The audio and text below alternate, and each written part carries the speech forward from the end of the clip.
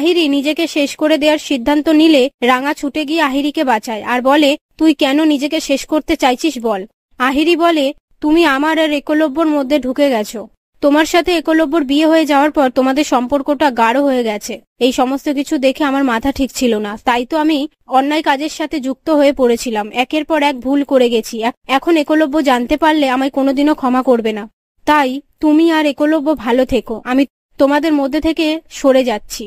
রাঙা বলে, উড়ানবাবু তোর ছিল তোরই আছে, কোনোদিনও আমার অধিকারটা আমি দেখাইনি আর দেখাবও না। আজকের পর থেকে তোর প্রতি আমার দুর্বলতা আরো বেড়ে গেছে।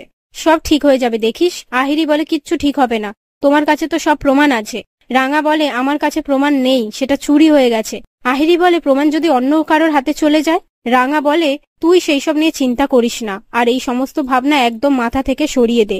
পরের দিন সকালবেলায় রাঙা আহিরির টেক কেয়ার করে, সেটা দেখে একলব্য বলে, তোমরা তো দুদিন আগে পর্যন্ত দুজনের ওপর রেগেছিলে, হঠাৎ কি হলো? রাঙা বলে, আমরা সবকিছু নিজেদের মধ্যে মিটিয়ে নিয়েছি। এরপর একলব্য কোচ ম্যাডামকে ফোন করে রাঙার খোঁজ করলে একলব্য ফোনটা রাঙাকে দেয়। কোচ ম্যাডাম বলে, নববর্ষ উপলক্ষে আমাদের একাডেমিতে একটা তীর ধনুকের প্রদর্শনী হবে, দেশ বিদেশ থেকে অনেকে আসবে, তুমি তোমার টিম নিয়ে একটা ভালো পারফরমেন্স করবে। এই বলে ফোনটা রেখে দেয়। তারপর একলব্য রাঙাকে বলে, কি বলল কোচ ম্যাডাম? যেই কথাগুলো রাঙাকে কোচ ম্যাডাম বলে, রাঙা সেই কথাগুলো একলব্যকে বলে। সেটা শুনে একলব্য বলে, তাহলে তো তোমাকে এক্ষুনি একাডেমিতে যেতে হবে।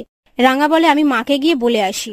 আর এই সমস্ত কথাবার্তা বৃন্দা দরজার বাইরে থেকে শুনতে পেয়ে আপন মনে বলে, আহিরি আর রাঙার বন্ধুত্ব এত গাঢ় হয়ে গেল কি করে? আমি যে সমস্ত প্ল্যান করেছি সেই সমস্ত কিছুতে কি জল ঢালা গেল? অন্যদিকে রাঙা একাডেমিতে এলে কোচ ম্যাডাম বলে, তুমি তোমার তীরধনুক নিয়ে মিস ইউজ করছো, এই খবর আমি শুনতে পেয়েছি, আমি যেন ফার্দার আর না শুনি। রাঙা বলে, আমার সামনে যদি কোনো অন্যায় দেখলে, আমার তীরধনুক তো ভালোই কাজ করে। কোচ ম্যাডাম বলে, একদম চুপ, এত বড় একটা প্রদর্শনী হচ্ছে, তাতে পার্টিসিপেট করো, সেটা নিয়ে ভাবনা চিন্তা করো। তুমি যাকে যাকে চাইবে তারাই প্রদর্শনীতে পার্টিসিপেট করবে, বুঝতে পেরেছো?